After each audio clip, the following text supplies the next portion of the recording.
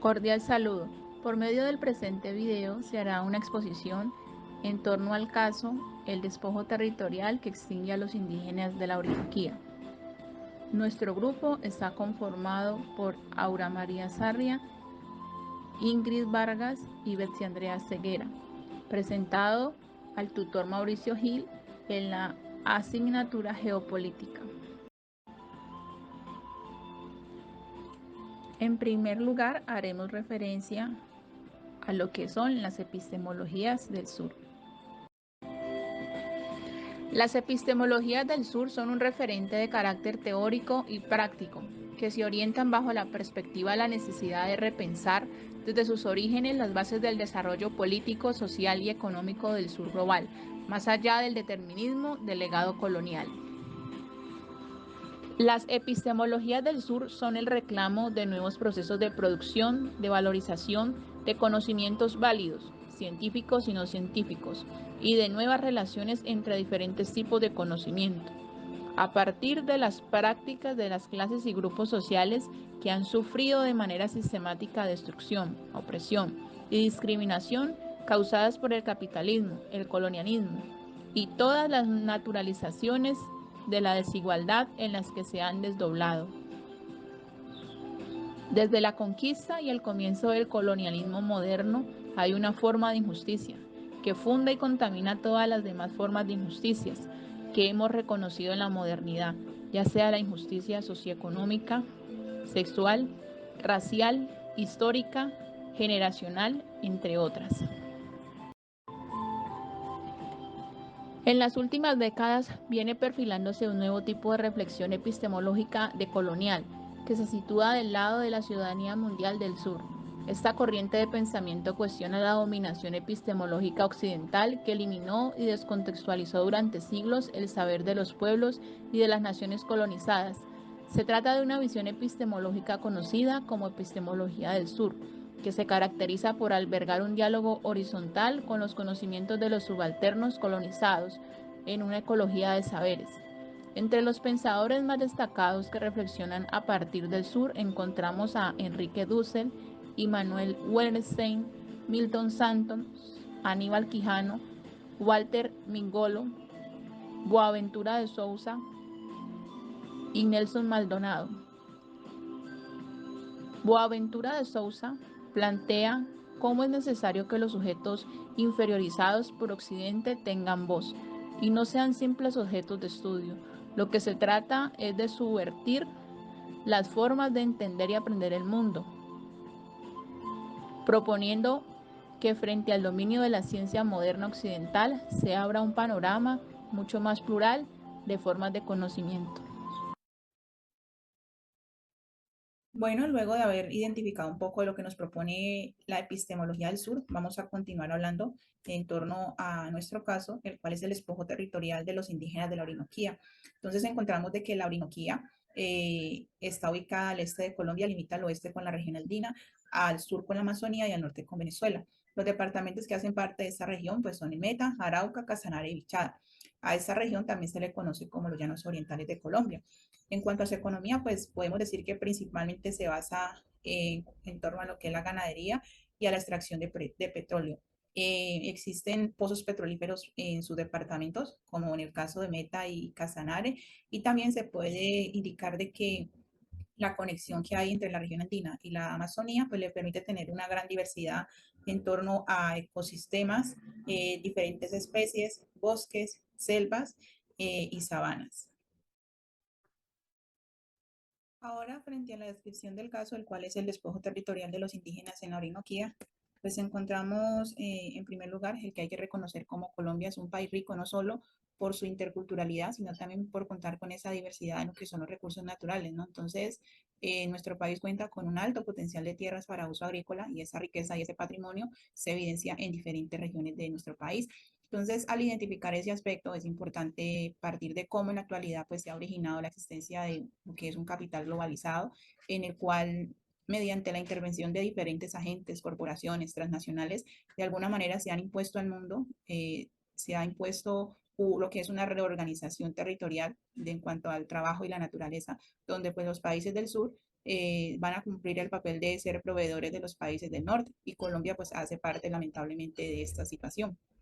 Entonces, a partir de este panorama podemos reconocer la problemática que se genera en la que es la región de la Orinoquía, a partir del despojo que se realiza a las comunidades indígenas de su territorio para estos ser utilizados con fines extractivos y para el establecimiento de lo que es la agroindustria, donde pues no hay que dejar de desconocer como también la intención de extraer de la naturaleza componentes como lo son el agua, los hidrocarburos, la energía, entre otros, pues finalmente se transforma en explotación y no en aprovechamiento, donde todo esto está orientado a satisfacer los intereses de una economía capitalista, es decir, que los fines van a ser acumular sin establecer límites ni cantidades, alcanzando de esta manera pues un impacto muy grave sobre los diferentes recursos.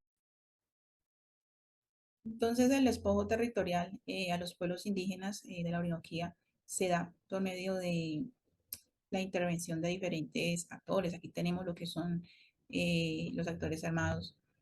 También está el Estado, que utiliza la vía administrativa, dando pues la titulación de territorios ancestrales a sectores privados y también las consecuencias que genera que existan o se firmen leyes que están orientadas al desarrollo agroindustrial en estas zonas, como por ejemplo lo que se ha denominado zona de interés de desarrollo rural, económico y social.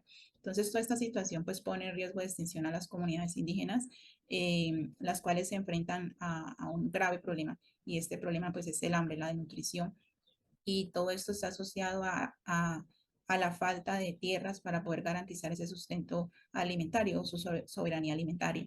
Encontramos, por otra parte, de que esta zona, la región de la Orinoquía, es uno de los territorios donde más ha habido despojo para los pueblos indígenas. Hasta hace muy poco pues se dio la primera sentencia de lo que es restitución de derechos territoriales por parte de la Unidad de Restitución de Tierras. El caso fue el caso de Canalitojo en Chada, pero de allí no han habido más avances. El decreto 4633 de 2011 pues establece medidas específicas de sentencia, atención, reparación integral y restitución de derechos territoriales para las comunidades y grupos indígenas. Pero ya han transcurrido muchos años y solo ha habido una sentencia de restitución de derechos para estas comunidades. Entonces, eso habla pues del poco apoyo institucional que se tiene. Por otra parte, pues son muy pocos o casi nulos, pues los casos de titulación que se han dado en la región de la Orinoquía, teniendo en cuenta la grande y enorme extensión de territorios ancestrales que se están solicitando.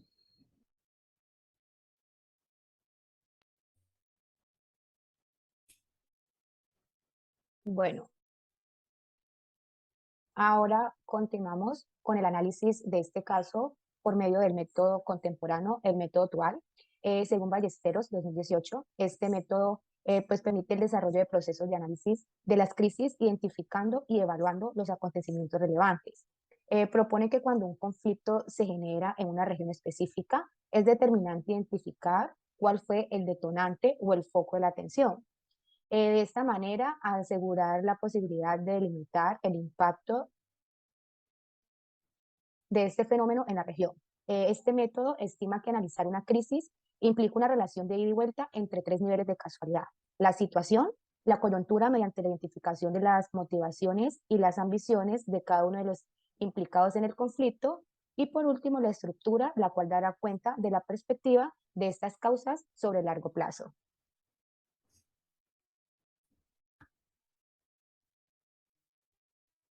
Según en el método dual, en primer lugar se debe identificar la situación.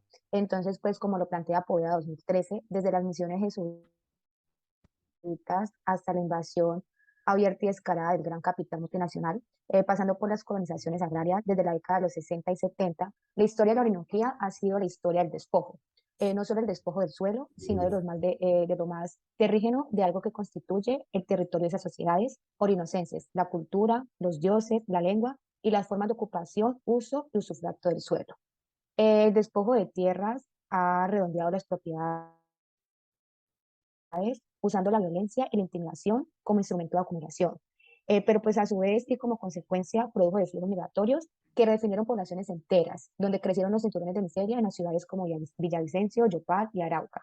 Durante su mandato, el presidente Álvaro Uribe Vélez, en el año 2003, se refirió a la Orinoquía como una mesita de billar, lista para ser sembrada y sin necesidad de tumbar ni un árbol, anticipando lo que sucedería en los siguientes años.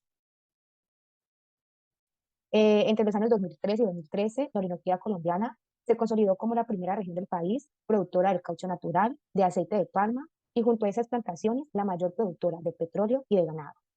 En esos 10 años, proyectos agroindustriales invadieron los llanos orientales. Se instalaron poderosas infraestructuras para el procesamiento del etanol y el agrodiesel. También se incrementaron las ubicaciones de títulos de baldíos en Meta, Casanare y Ichara. Más del 70%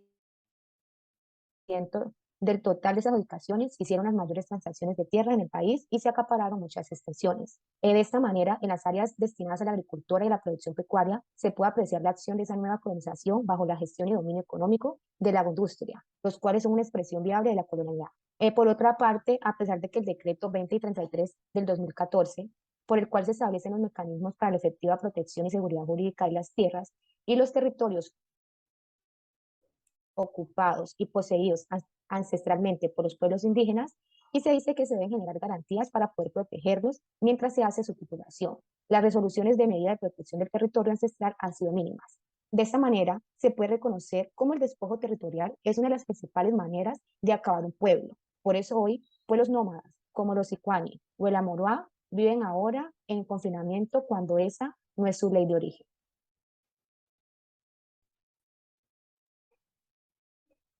A continuación, seguimos con la coyuntura, en donde se van a relacionar los actores sociales implicados en el problema. Y es que por parte del gobierno se ha sembrado la imagen de su responsabilidad en el desarrollo del país, entendiendo el aprovechamiento de la naturaleza para responder a los requerimientos de combustible de una civilización sostenida por el petróleo. De esta manera, se establece un vínculo entre lo que es el capital nacional y transnacional, alentados por el Estado colombiano y por instituciones y corporaciones multilaterales. Como actores opositores dentro de esta situación se encuentran las víctimas, como lo son comunidades indígenas, las ONG y congresistas, los cuales exigen y esperan una respuesta ante la denuncia realizada al respecto, así como también una favorable solución. Estos actores dan cuenta de la creciente ola de resistencias al modelo extractivo en los pueblos, donde los cuales estos hacen visibles los daños que causa el modelo y muestran la urgencia de interpelar las convicciones reinantes sobre el desarrollo. Las víctimas buscan la defensa de sus territorios y la garantía de vida en todas sus formas. Al identificar al Estado como actor directo, se encuentra que bajo manos del gobierno se ha creado una ley de tierras para favorecer las alianzas productivas que termina por amparar al modelo extractivista y soportar el monocultivo. Por su parte, las grandes empresas y transnacionales también se han ubicado como actores de forma indirecta. Aquí se encuentran aquellos grupos de empresas nacionales y transnacionales especializadas en acaparar el control en distintos ámbitos. Esos actores se enriquecen mientras que las poblaciones indígenas se limitan o privan de sus derechos a la tierra, al agua, a las formas de vida tradicionales, etc. Ya que estas empresas, como lo son Pacific Rubiales, Manuelita, Río Paila, Castilla, Poligrow, Grupo Valoren, Organización Sarmiento Angulo, Bosques de la Primavera, Indupalma, Bioenergy Ecopetrol, entre otras, cuentan con el poder y la capacidad de dominar y alterar la configuración socioespacial, las dinámicas ecológicas, las prácticas de agricultura, y estas van por grandes intereses económicos y por ello recurren muchas veces a utilizar maniobras ilegales para despojar masivamente con el fin de poder llevar a cabo su megaproyecto agroindustriales.